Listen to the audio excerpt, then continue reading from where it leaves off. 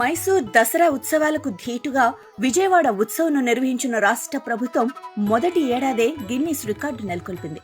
విజయదశమి సందర్భంగా విజయవాడలోని Indira Gandhi municipal stadium నుంచి బెంజ్ సర్కిల్ వరకు వేలాది మంది కళాకారులతో నిర్వహించిన దసరా కార్నివాల్ గిన్నిస్ బుక్ లో స్థానం సంపాదించింది.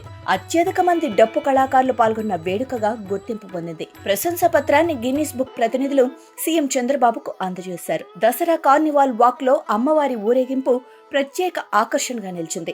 40కి పైగా కళా బృందాలు 3000 మందికి పైగా కళాకారులతో మెగా కార్నివాల్ ఆకట్టుకుంది. కార్నివాల్ కార్యక్రమానికి సుమ వ్యాఖ్యాతగా వ్యవహరించగా AP creative cultural committee chairperson Tejaswi ఒక్కో కళారూపం ప్రత్యేకతను వివరించారు.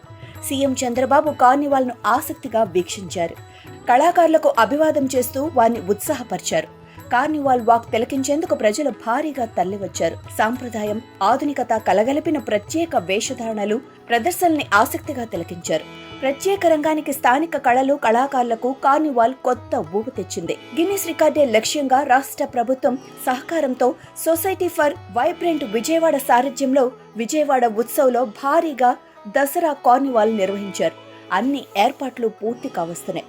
ఈ సందర్భంగా బందర్ రోడ్లో 3000 మంది కళాకారులు దసరా వేషధాళ్లతో ఇందిరాగాంధీ మైదానం నుంచి బెంజ్ సర్కిల్ వరకు ప్రదర్శన నిర్వహించారు. దుర్గమ్మ వైభవాన్ని ప్రతిబింబించేలా సాంప్రదాయ, జానపద, సాంస్కృతిక కళారూపాలు ప్రదర్శించారు. ప్రత్యేకంగా తయారు చేయించిన రథంపై అమ్మవారి ఉత్సవ విగ్రహ ఊరేగింపు ప్రత్యేక ఆకర్షణగా నిలిచింది. ఈ కార్యక్రమానికి ముఖ్య అతిథులుగా ముఖ్యమంత్రి చంద్రబాబు హాజరయ్యారు. ఈ నేపథ్యంలో అధికారులు ప్రత్యేక ఏర్పాట్లు చేశారు.